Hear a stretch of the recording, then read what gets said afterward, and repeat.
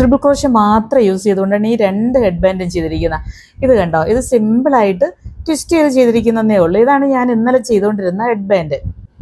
Crochet stitches എല്ലാം പഠിച്ചു കഴിയുമ്പോൾ നമുക്ക് ഫസ്റ്റ് ചെയ്ത് സ്റ്റാർട്ട് ചെയ്യാൻ പറ്റുന്ന പ്രോജക്റ്റുകളാണ് കേട്ടോ ഇത്. സിമ്പിളായിട്ട് എല്ലാവർക്കും ചെയ്തെടുക്കാൻ പറ്റുന്ന പ്രോജക്റ്റുകളാണ് ഇതുപോലുള്ള ഹെഡ് ബാൻഡുകൾ. ഞാനിവിടെ ഒരു 15 ചെയിൻ കൊടുത്തിട്ടുണ്ട്.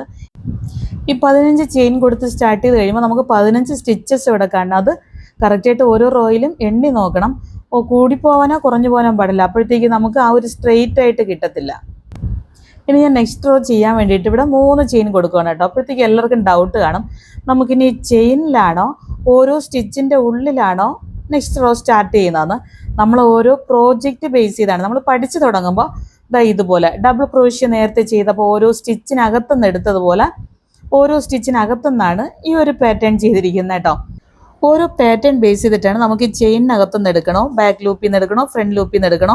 ഡബിൾ ക്രോഷ്യയിലും ട്രിപ്പിൾ ക്രോഷ്യയിലും ചില പാറ്റേൺ നമുക്ക് അങ്ങനെയൊക്കെ കൊടുക്കേണ്ടി വരും. ട്രിപ്പിൾ ക്രോഷ്യ സ്റ്റാർട്ട് ചെയ്യാൻ വേണ്ടിയിട്ട് 3 ചെയിൻ കൊടുക്കുക, 2 പ്രാവശ്യം യാൺ ഓവർ ചെയ്യുക. ഫസ്റ്റ് ഈ സ്റ്റിച്ചിൻ്റെ ഉള്ളിലൂടെ ഇൻസേർട്ട് ചെയ്യുക. ഇനി പുള്ളി ചെയ്ത് 4 ലൂപ്സ് കാണും. First 2 loops, second 2 loops, third 2 loops.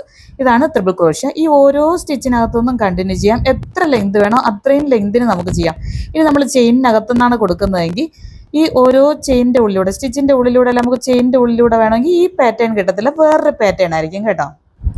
ബിഗിനേഴ്സിന് നമുക്ക് ഇതേ ഒരു പാറ്റേണിൽ ഈ സ്റ്റിച്ചിനകത്തുനിന്ന് ഇതുപോലെ ചെയ്ത് പഠിച്ചാൽ മതി. കാരണം കോമൺ നമ്മൾ കൂടുതൽ യൂസ് ചെയ്യുന്നത് ഇതുപോലെ സ്റ്റിച്ചിനകത്ത് നിന്ന് എടുക്കുന്ന ഓരോ പാറ്റേൺസ് ആണ് കേട്ടോ. നമുക്ക് ഓരോ പാറ്റേൺസ് ചെയ്ത് പ്രാക്ടീസായി വലിയ വലിയ പാറ്റേൺസ് ഒക്കെ ചെയ്യുമ്പോൾ സ്റ്റിച്ചിനകത്ത് നിന്ന് ബാക്ക് ലൂപ്പ്, ഫ്രണ്ട് ലൂപ്പ്, അങ്ങനെ നമുക്ക് ഇതുപോലെ ഡബിൾ ക്രോഷ്യ, ട്രിപ്പിൾ ക്രോഷ്യ അങ്ങനെ ചെയ്ത് കൊടുക്കേണ്ടി വരും. ആ സമയത്ത് ഒരു വീഡിയോസ് ഉണ്ട് ചെയ്യുമ്പോൾ നമുക്കത് മനസ്സിലാവും. പിന്നെ ഈ ടൈപ്പൊക്കെ ചെയ്യുമ്പോൾ നമുക്ക് എത്ര ലെങ്ത് വേണമെന്ന് ഡൗട്ട് വരും. നമുക്ക് ഹെഡ് ബാൻഡ് ചെയ്യാൻ വേണ്ടിയിട്ട് ഇതിൻ്റെ അളവെടുക്കണം. അളന്ന് എത്ര ഇഞ്ചാണോ നമുക്ക് ലെങ്ത് വേണ്ടത് ആ ലെങ്തിന് ചെയിൻ ഇട്ട് കൊടുത്ത ശേഷം ചെയ്തെടുത്താൽ മതി.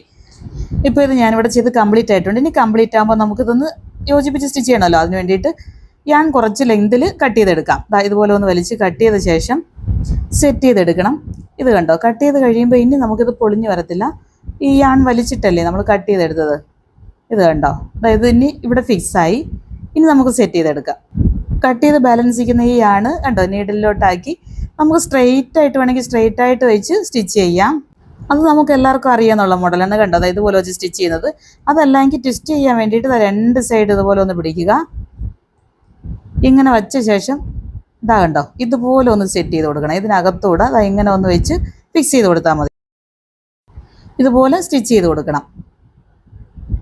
ഈ ചെയിനിൻ്റെ ഉള്ളിലൂടെ നീഡിൽ ഇതുപോലെ എടുത്ത് ഇത് ഫുൾ ഇതുപോലെ ഒന്ന് ഫിക്സ് ചെയ്തെടുക്കാം. അതിനുശേഷം നമുക്ക് ഇതിനെ കട്ട് ചെയ്യണം. കട്ട് ചെയ്ത് എക്സ്ട്രാ നിൽക്കുന്നതാണ് ഈ ഓരോ ലൂപ്സിൻ്റെ ഉള്ളിലൂടെ എടുത്ത് വിട്ടാൽ മതി. 2-3 ലൂപ്സിൻ്റെ ഉള്ളിലൂടെ ഇങ്ങനെ തന്നെ സ്റ്റിച്ച് ചെയ്ത് കൊടുത്താൽ മതി. എൻഡ് കാണാത്ത രീതിക്ക് അടുത്തടുത്തുള്ള 1-2 ലൂപ്സിൻ്റെ ഉള്ളിലൂടെ എടുത്ത് അതുപോലെ ഒന്ന് കട്ട് ചെയ്ത് മാറ്റിയാൽ മതി. ഇനി ഒന്നുകൂടെ ഫിക്സ് ആക്കണമെന്നുണ്ടെങ്കിൽ നമുക്ക് B7000 ഗം യൂസ് ചെയ്ത് ഒട്ടിച്ചു കൊടുക്കാം.